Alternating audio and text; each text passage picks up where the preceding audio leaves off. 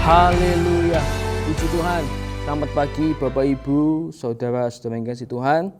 Oleh karena kebaikan dan kemurahan Tuhan, kita masih bisa menikmati berkat Tuhan, khususnya di tahun yang baru, di tahun 2022 ini.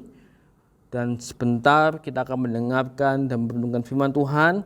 Mari kita siapkan hati kita untuk ditaburi kebenaran firman Tuhan. Saya mengajak Bapak Ibu Saudara-saudara sekalian membuka Alkitab kita di dalam kitab 1 Samuel 7 ayat 12.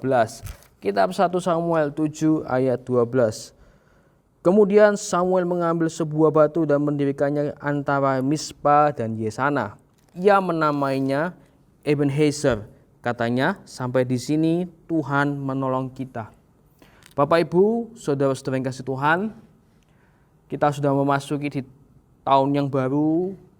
Tentunya bagi kita setiap orang memiliki rencana, memiliki visi misi, memiliki tekad yang baru di tahun yang baru ini. Tak terkecuali bagi kita orang-orang percaya, entah itu dalam pekerjaan, studi maupun pelayanan dan lain-lain. Akan tetapi apa yang sudah kita tekadkan, apa yang sudah kita rencanakan, apa yang sudah menjadi visi misi kita di tahun yang baru, seringkali kita gagal atau mandek di tengah jalan. Karena kita tidak melibatkan Tuhan di dalam setiap tekad kita, visi misi kita, maupun rencana kita di tahun yang baru. Yang kedua, penyebab mandek atau gagalnya sebuah tekad, visi misi, rencana kita, yaitu apa yang kita rencanakan, apa yang kita tekadkan, itu berfokus hanya pada diri kita, bukan untuk Tuhan. Pagi ini Bapak Ibu Saudara-saudara yang kasih Tuhan, hari ini tentunya kita akan belajar untuk kita memiliki tekad yang baru. Dan apa yang sudah kita rencanakan, sudah kita komitmenkan di tahun yang baru untuk kita menjadi pribadi yang lebih baik, tidak gagal. Mari kita buka Alkitab kita di dalam Yakobus 1 ayat 5. Yakobus 1 ayat 5. Tetapi apabila di antara kamu ada yang kekurangan hikmat, hendaklah ia memintakannya kepada Allah, yang memberikan kepada semua orang dengan murah hati dan dengan tidak membangkit-bangkit.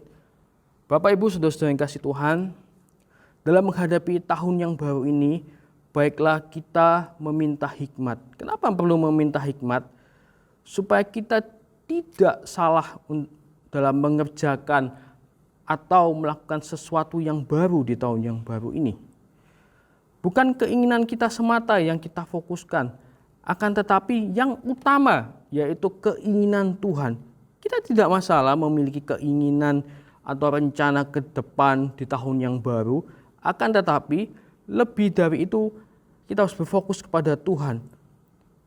Dan keinginan kita harus sesuai dengan kehendak Tuhan dan untuk kemuliaan Tuhan. Yang kedua, mari kita ikut sertakan Tuhan dalam setiap apa yang jadi visi misi kita, apa yang menjadi keinginan kita. Mari kita buka Alkitab kita di dalam Mazmur 37 ayat 5. Mazmur 37 ayat 5. Serahkanlah hidupmu kepada Tuhan dan percayalah kepadanya dan ia akan bertindak. Serahkan hidup kita kepada Tuhan sepenuhnya. Apa yang jadi tekad kita dan keinginan kita kepada Tuhan. Biar Tuhan sendiri yang bertindak. Karena Tuhan mengetahui yang terbaik bagi kita. Dan biarlah Tuhan sendiri yang bekerja dan yang mengatur untuk apa yang jadi kerinduan kita di tahun yang baru ini. Saya tutup dengan satu kesimpulan. Di tahun yang baru ini Bapak Ibu Saudara yang kasih Tuhan, mari kita memiliki tekad yang baru, semangat yang baru, disertai dengan penyerahan diri total. Biarlah Tuhan yang bekerja, biarlah Tuhan yang mengatur. Dengan tentunya kita meminta hikmat kepada Tuhan supaya kita tidak salah langkah dalam kita menjalani tahun yang baru ini. Dan segala sesuatu yang kita kerjakan hanya berfokus untuk Tuhan. Mari kita berdoa. Tuhan Yesus, terima kasih untuk berkat-Mu pada pagi hari ini, khususnya di tahun yang baru ini Tuhan. Tuhan, kami memiliki tekad, kami memiliki cita-cita, harapan Tuhan. Kami mau serahkan sepenuhnya dalam tangan-Mu Tuhan. bila Engkau sendiri yang mengatur, karena Engkau sendiri yang tahu Tuhan yang terbaik buat kami. Terima kasih Tuhan, hanya di dalam nama Tuhan Yesus Kristus, haleluya, amin.